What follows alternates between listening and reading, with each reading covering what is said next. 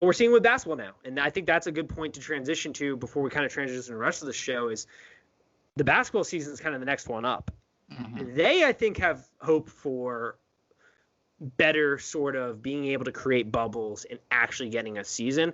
But I do think it's going to be, if they do have a season, I think college basketball is going to be the one sport that feels the weirdest to watch without fans outside of college football, because the play in the college level and basketball is honestly gets masked a lot by fan environment, because there are so many schools outside of maybe the top 10 that are really bad at basketball, and it kind of gets masked by the environment that college basketball creates.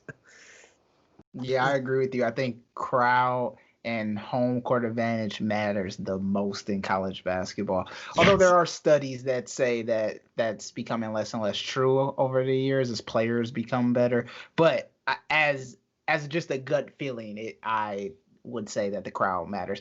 I think they will figure something out for basketball. I think it's going to be hard, because we are still talking about children, and we see what happened at camp for the NFL here today, right, where the player got cut for trying to sneak in Seahawks.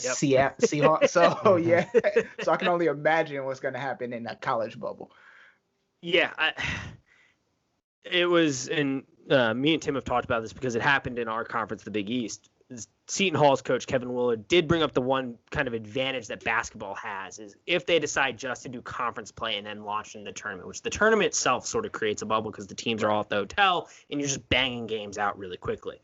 If you just do conference play, you can essentially shift the schedule to past Thanksgiving, which all students on most major campuses are then going to be gone, because at least I know with Xavier, they're just kind of busting out the semester. They're not really taking any breaks. And then after Thanksgiving, kids aren't coming back. So you could try to cause – it's going to be harder for schools like Cincinnati, like Xavier, who are in cities, because the kids can go downtown and go out still. But on like campuses that are more out there, it might be a little bit easier to create the bubble atmosphere. That might give them the benefit, because football, there's just so much personnel that goes into it. It's impossible to really bubble. But even that's going to be tough. But we have seen it work in the pros, so. Yeah, and I guess, too, it'll be the winter, and it won't be the summer, so there might be less of an incentive to go out. That's also a very good point, because, people will not be congregating as much. I mean, they might be congregating as much, but they're not going to have as many places to go because of rules that states have put in as far as capacity goes and things like that. So that's a good point. It's a very good point. And there's a lot less people to keep track of. You got 150 kids on a football team. You got if you include the managers, 18 to 20 kids on a team? Yeah.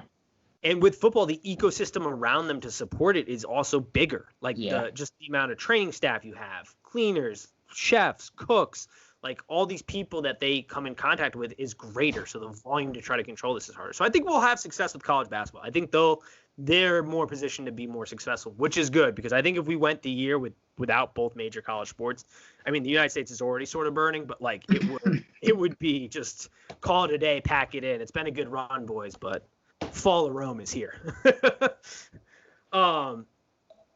This brings us into the bubble success, though, of pro teams.